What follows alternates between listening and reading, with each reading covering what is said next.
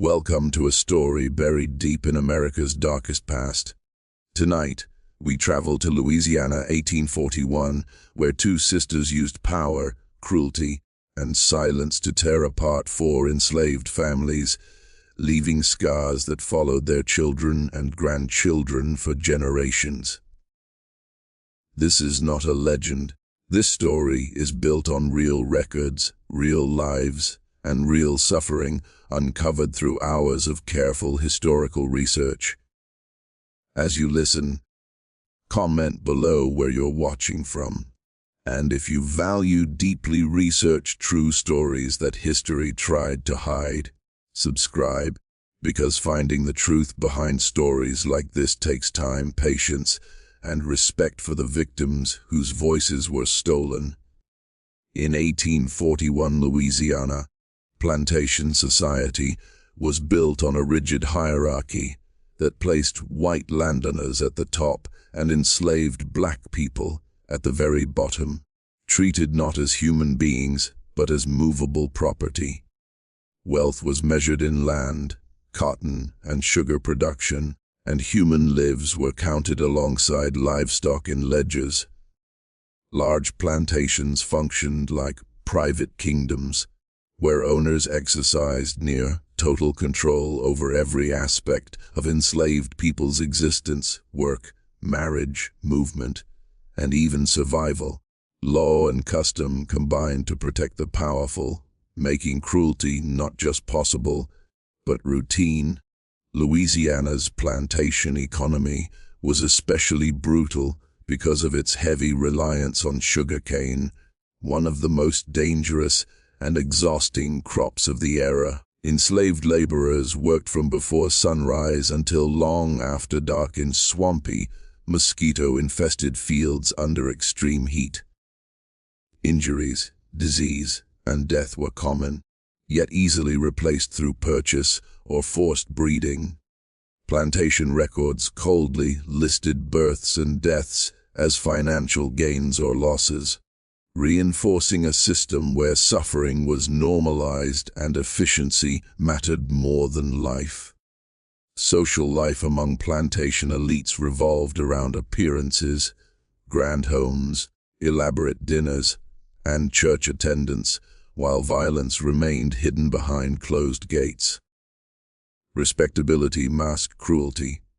Owners and their families were rarely questioned by neighbors, especially women of status, whose actions were shielded by gender and class. This environment allowed abuse to flourish quietly, with enslaved people knowing that speaking out would only bring harsher punishment, not protection. Marriage and family among the enslaved had no legal standing in Louisiana law.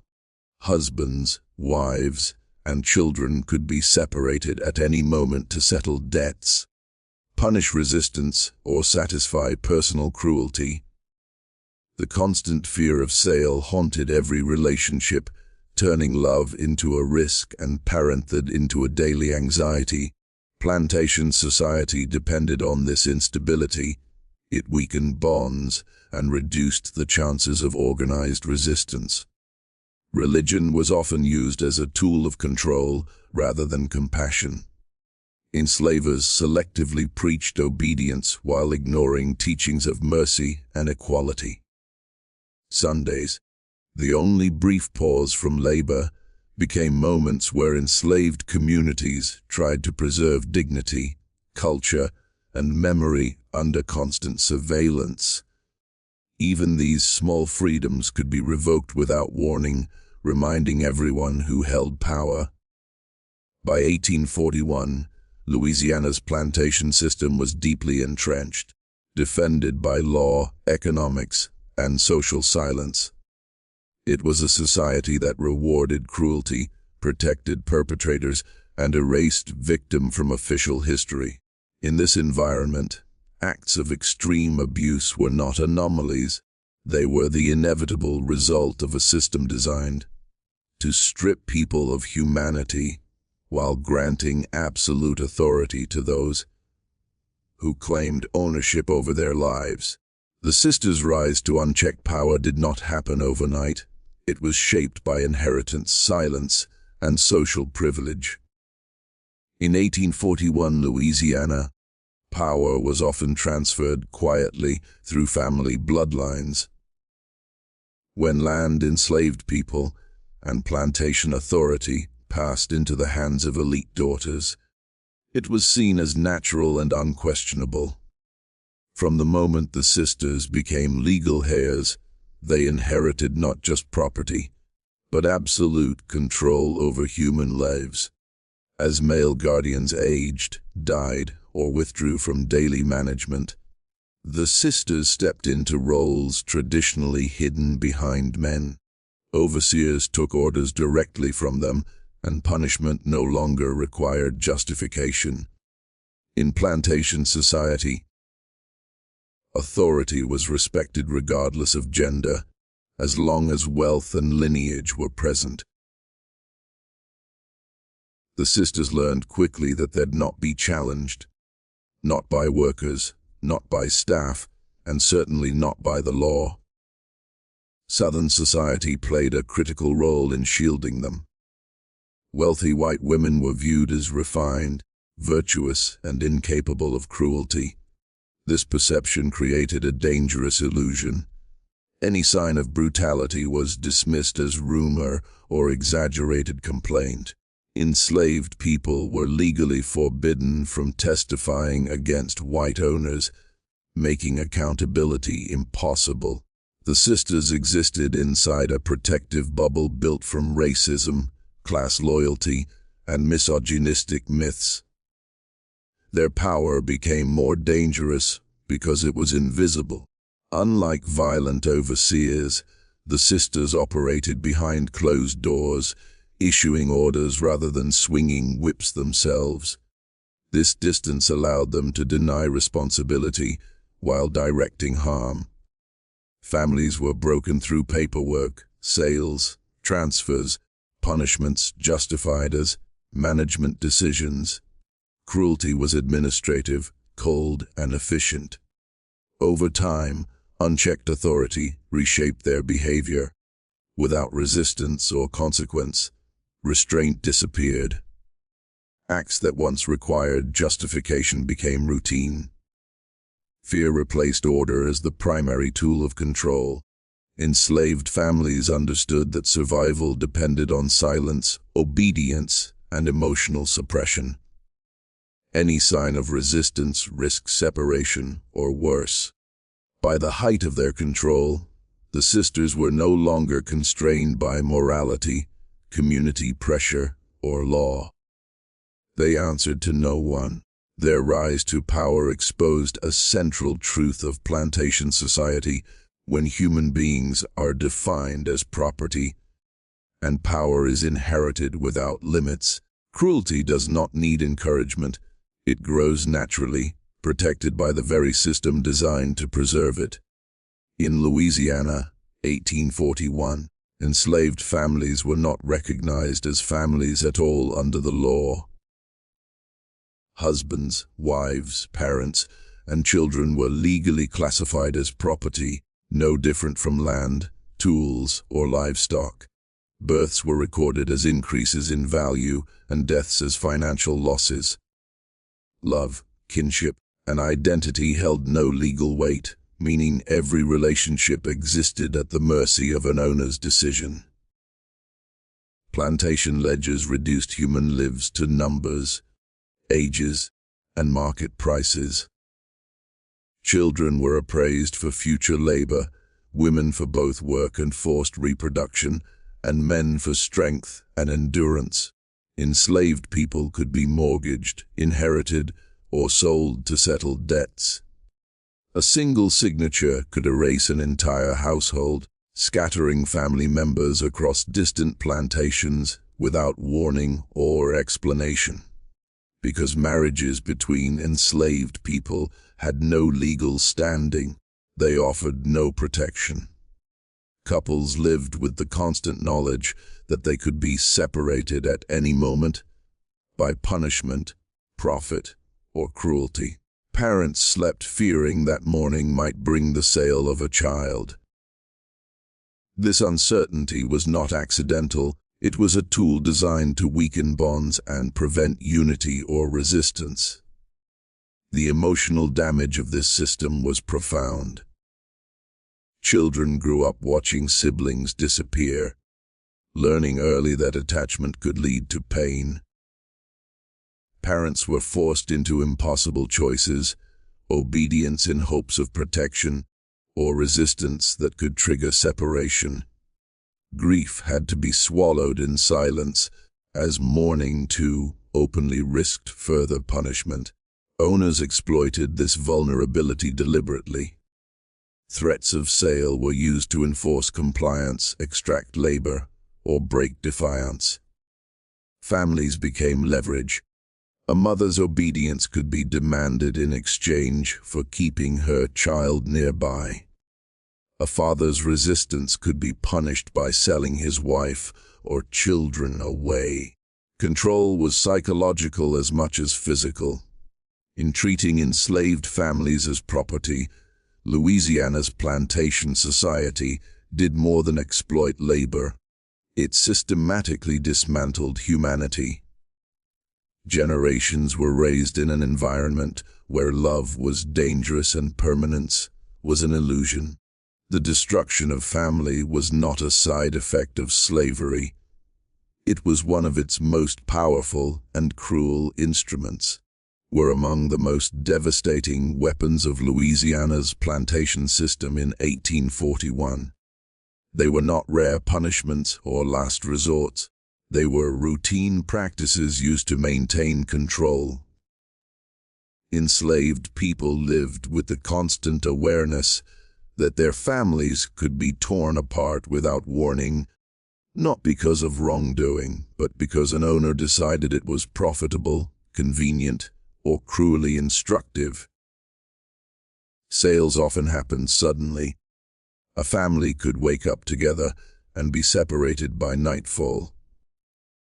Children were pulled from their mother's arms, husbands from wives, siblings from one another, sometimes without even a chance to say goodbye.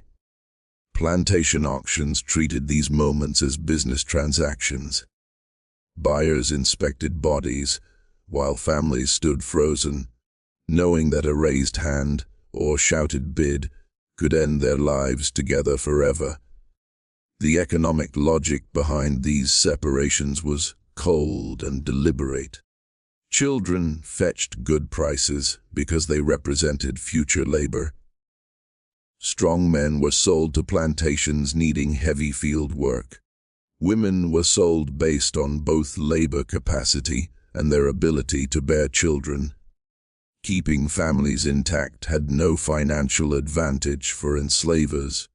Breaking them apart often produced higher profits. Forced separation was also used as punishment. If an enslaved person resisted orders, spoke back, or attempted escape, the response was often not immediate violence, but something worse: the sale of a loved one. This method inflicted lasting psychological damage, teaching everyone else on the plantation that disobedience did not just endanger the individual, it endangered everyone they loved. The trauma of these separations did not end at the moment of sale. Parents spent years wondering if their children were alive, enslaved nearby, or dead. Children grew up without knowing where they came from, carrying only fragmented memories of voices and faces. Entire bloodlines vanished into different regions, their histories erased by distance and silence. In 1841 Louisiana, forced separations and sales were not accidental cruelties, they were central mechanisms of power. By destroying families, the system destroyed resistance, identity, and hope. The damage rippled forward through generations, leaving wounds that survived long after the chains themselves were removed. Psychological cruelty beyond violence was one of the most insidious features of Louisiana's plantation system in 1841. Physical punishment was visible and brutal, but mental torment was quieter and far more enduring. Enslavers understood that fear, uncertainty, and emotional control could break a person more effectively than the whip, leaving scars that could not be seen, yet never healed. Enslaved people were kept in a constant state of anxiety. They never knew when punishment would come, who would be targeted, or what form it would take. This unpredictability was deliberate. By denying stability, enslavers ensured obedience through fear alone. Even moments of calm were poisoned by anticipation, turning everyday life into a psychological prison. Humiliation was another powerful weapon. Adults were scolded, mocked, or punished publicly to strip them of dignity. Parents were forced to watch their children suffer, knowing they were powerless to intervene. Being made to beg, plead, or choose between loved ones was designed to crush self-worth and reinforce total dependence on the enslaver's mercy. Hope itself was manipulated. Enslaved families were sometimes promised reunions, lighter labor, or protection, only to have those promises revoked without explanation. This cycle of false hope and betrayal deepened despair and discouraged resistance. Trust became dangerous, and silence became a survival strategy. Isolation amplified the cruelty. Communication between plantations was restricted, and movement was controlled, cutting people off from extended family and community. Enslaved individuals were made to feel alone, replaceable, and forgotten. This emotional isolation weakened collective strength and made suffering feel personal rather than systemic. In 1841 Louisiana, psychological cruelty was not an accidental byproduct of slavery. It was a calculated method of domination. By attacking the mind as relentlessly as the body, plantation society ensured that control extended beyond chains and walls, embedding fear and trauma deep within the souls of those it enslaved. Children taken from parents was one of the most heart-wrenching realities of slavery in Louisiana, 1841. The law and custom treated children as transferable assets, not human beings with familial bonds. From infancy, they were appraised for their labor potential, value at sale, and, in the case of girls, future reproductive capacity. Parents had no legal recourse to protect them. A single decision by an owner could sever the most sacred bonds overnight. The trauma of these separations was immediate and profound. Mothers and fathers watched helplessly as infants were removed from their arms, older children dragged away to work in distant fields or sold at auctions. Screams, cries, and pleas often went ignored or were met with threats. Enslaved parents were forced to suppress grief and display obedience, or risk further punishment or additional loss of family members. Children who survived these separations carried lifelong psychological scars. They grew up in fear, mistrust, and uncertainty, unsure if they would ever see their siblings or parents again. Even when reunited, the bonds were forever altered. Many children were raised in multiple households, learning survival over affection and independence over reliance on family. Enslavers used these separations as a method of control and intimidation. By taking children, they taught parents and the community that no one was safe, reinforcing submission. Resistance became not only risky for the individual, but also for those they loved, deepening obedience through fear of loss.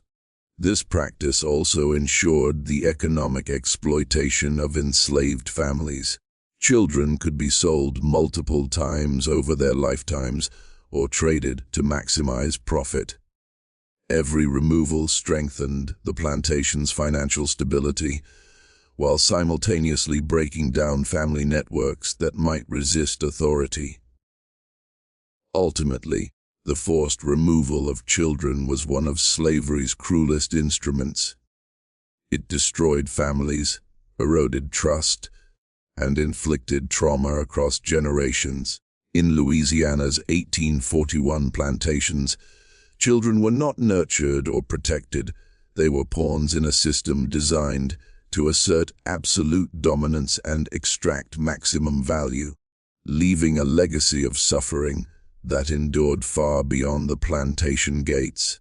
Manipulation of plantation law was a critical tool that allowed Louisiana's slaveholders to maintain absolute control in 1841.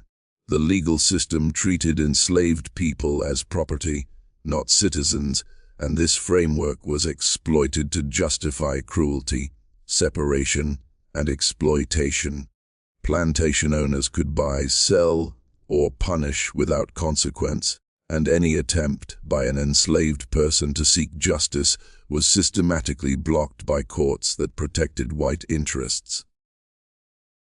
Owners often used contracts, wills, and inheritance laws to extend their control over enslaved people. For example, children born to enslaved mothers automatically became the property of the mother's owner, ensuring that families could be split legally and permanently. Similarly, sales of individuals to pay debts or manage estates were sanctioned by law, giving the appearance of legality to acts that were morally abhorrent. Enslaved people had no standing in court. Even in cases of extreme abuse, their voices were ignored or dismissed. Plantation owners manipulated this legal imbalance to instill fear and enforce compliance. Enslavers would remind those they controlled that laws existed to protect property, not people, creating a chilling psychological reinforcement of power. The sisters used these legal structures to their advantage. By keeping actions within the law, they could orchestrate forced sales, punishments, and separations while avoiding scrutiny or accountability. Letters, contracts, and estate records show how property laws were twisted to cover acts of extreme cruelty, turning legal technicalities into instruments of terror.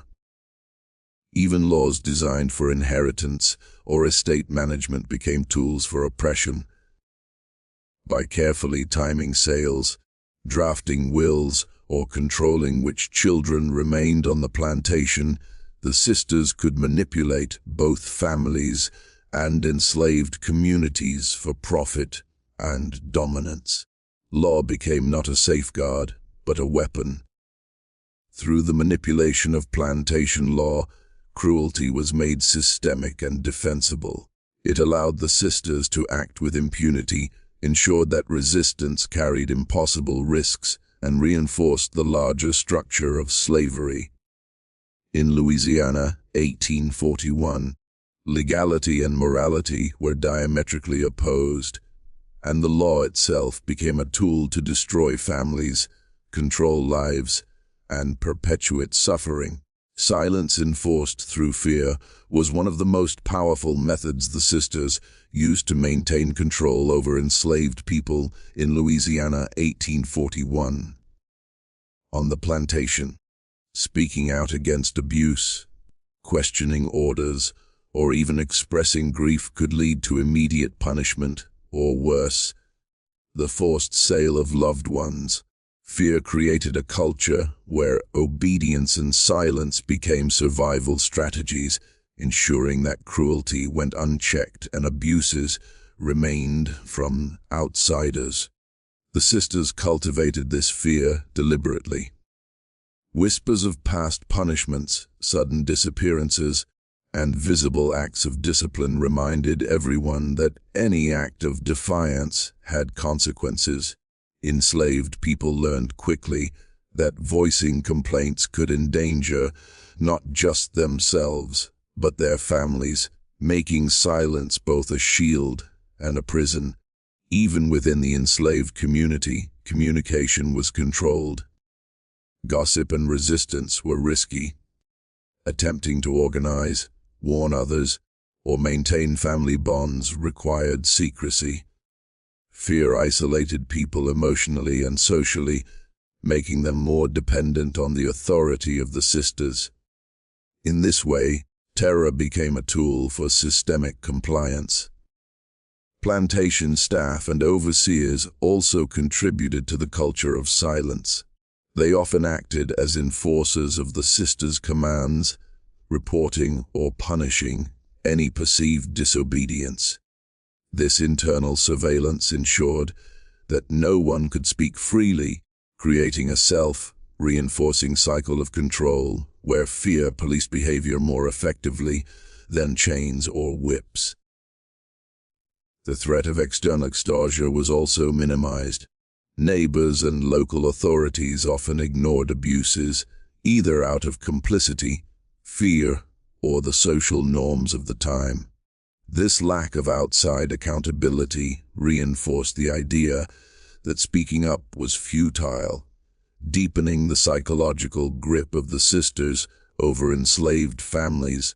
By enforcing silence through fear, the sisters ensured their dominance was unchallenged. Emotional and verbal submission became as important as physical labor, and the invisible chains of terror often proved stronger than any iron ones. In Louisiana, 1841, fear was a language everyone understood, and silence was the price of survival. The collapse of 4 bloodlines was the devastating result of the sisters' deliberate cruelty in Louisiana, 1841. Through a combination of forced sales, separations, and psychological manipulation, entire families were systematically broken apart, leaving no continuity of heritage or stability for future generations. What might have been ordinary family lives became fractured narratives of suffering, fear, and loss. Each bloodline suffered differently, but with equally tragic consequences. Children were sold far from parents, siblings were scattered across plantations, and parents were left powerless to protect or reunite their families.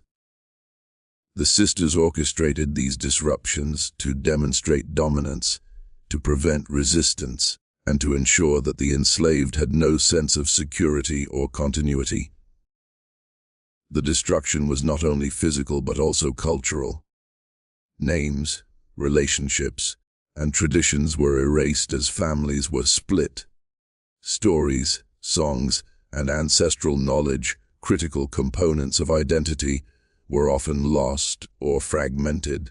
The sisters' actions created a void where family legacies should have been preserved, replacing them with fear and trauma. Economic motives intertwined with cruelty. By breaking families, enslavers could maximize profit, moving individuals where labor was most needed or where they could fetch the highest price. Yet behind this cold calculation lay an intentional desire to assert control and instill helplessness, proving that no family, however strong, could challenge their authority.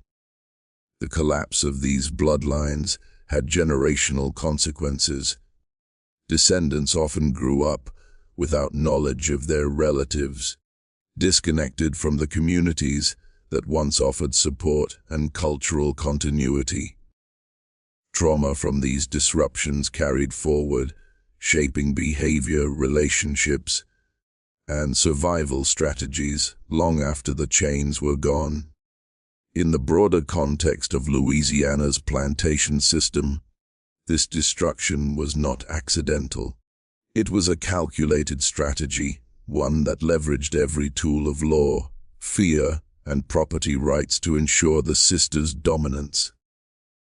By targeting families, they attacked the very foundation of identity and continuity, leaving a legacy of loss that would echo through generations. Trauma passed to future generations was one of the most insidious effects of the sisters' cruelty in Louisiana, 1841. The violence, separations, and psychological abuse inflicted on enslaved people did not end with their immediate suffering. It echoed through the lives of their children, grandchildren, and even great-grandchildren. Generational trauma became a hidden inheritance, shaping behavior, relationships, and emotional resilience for decades. Children who survived forced separations often carried deep feelings of fear, mistrust, and grief into adulthood. Having been torn from parents or siblings, they learned that attachment could lead to pain, and survival required emotional suppression. These lessons were passed down, consciously or unconsciously, to the next generation, teaching children to protect themselves by hiding vulnerability and obedience. Family structures were irreparably altered. Children grew up without consistent parental guidance, siblings lost contact with one another, and communities were fragmented. As these children became adults, they struggled to form stable families, sometimes repeating cycles of fear and control in their own households. Memories of trauma, unspoken but ever present, shaped identity and cultural practices. The sisters' cruelty also created psychological patterns that persisted. Anxiety, hypervigilance, and distrust were normalized, passed down through parenting behaviors and community expectations. Even when slavery ended, the scars of oppression remained embedded in family dynamics, creating challenges that descendants would continue to navigate long after liberation. Enslaved people attempted to preserve culture, stories, and resilience despite these hardships, but the damage wrought by forced separations and violence was profound. Trauma was woven into daily life, influencing how families interacted, how children were raised, and how communities survived under constant threat. Ultimately, the sisters' actions ensured that the suffering of their victims did not die with them. Instead, it became a legacy of pain and resilience, shaping multiple generations.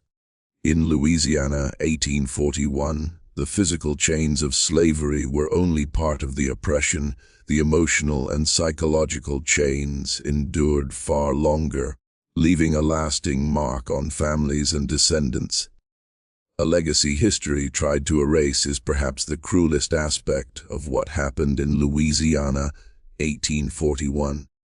The brutality of the sisters, the destruction of families, the psychological torment, and the systemic manipulation of law was so extreme that it was often omitted or sanitized in official records. Plantation ledgers, local newspapers, and historical accounts prioritized property, profit, and the reputations of white elites, leaving the voices of the enslaved silenced. The sisters' actions were recorded only indirectly through sales receipts, estate documents, or brief mentions of discipline in plantation records. The human cost, the grief, the broken families, the trauma was rarely acknowledged. History, shaped by those in power, often portrayed plantations as orderly or genteel, masking the horrors inflicted within. This erasure extended to the descendants of the enslaved. Without preserved family records or legal recognition of kinship, many survivors and their children had no way to trace their ancestry or reclaim their heritage. Names, stories, and even memories of who had been sold or separated were lost. The destruction of families was compounded by the destruction of memory. Despite this, some traces persisted through oral histories, songs, and subtle acts of cultural preservation. Enslaved people and their descendants carried stories quietly, passing them through generations as acts of resistance. Even in secrecy, these accounts preserved a truth that official history refused to record, that the sisters' cruelty left lasting scars that could not be measured merely in dollars or property. The attempt to erase these events underscores the power imbalance of the time. By controlling not just bodies but memory, the plantation elite maintained dominance over both the present and the historical narrative. What was hidden was often more powerful than what was visible, because it allowed cruelty to seem acceptable or inevitable. Ultimately, the legacy the sisters left behind is twofold: a record of unspeakable cruelty and a testament to survival. While history tried to forget or sanitize their actions, the stories of broken families and generational trauma endured, reminding us that slavery's human cost cannot be erased, no matter how much the written record attempts to hide it. A legacy of suffering and resilience completes the story of Louisiana, 1841, and the cruelty of the sisters who destroyed 4 families and their heirs. While the immediate victims endured unimaginable pain, the consequences rippled through generations, shaping communities, identities, and survival strategies long after slavery itself ended. This legacy is both tragic and a testament to human endurance. The trauma inflicted on families through forced separations, psychological abuse, and the destruction of family bonds left deep emotional scars. Children raised under these conditions learned fear, obedience, and mistrust as necessary tools for survival. These lessons, passed down consciously or unconsciously, influenced parenting, relationships, and community cohesion for decades. Yet, alongside suffering, there was resilience. Enslaved people preserved fragments of their heritage through songs, stories, and acts of cultural memory. Even in the face of systemic oppression designed to erase identity, families clung to their history, passed down knowledge quietly, and adapted in ways that allowed communities to survive and rebuild. The sisters' cruelty ensured that their victims' lives were permanently altered, but it could not extinguish the strength and resistance embedded within those they tried to dominate. Surviving families maintained their dignity, kept their traditions alive, and resisted total erasure, often in ways invisible to the legal or social systems of the time. This dual legacy, of both suffering and resilience, defines the broader impact of slavery in Louisiana. While the immediate horrors were deliberate and devastating, the survival of culture, family memory, and human spirit reveals the profound capacity for endurance even in the darkest conditions. In the end, the story of the sisters, their victims, and the families they shattered is not just about cruelty, it is about the enduring human struggle to reclaim identity, rebuild bonds, and assert dignity in a world determined to deny it. The legacy they left is a reminder that history cannot fully erase the pain of injustice, but it also cannot erase courage, memory, and resilience.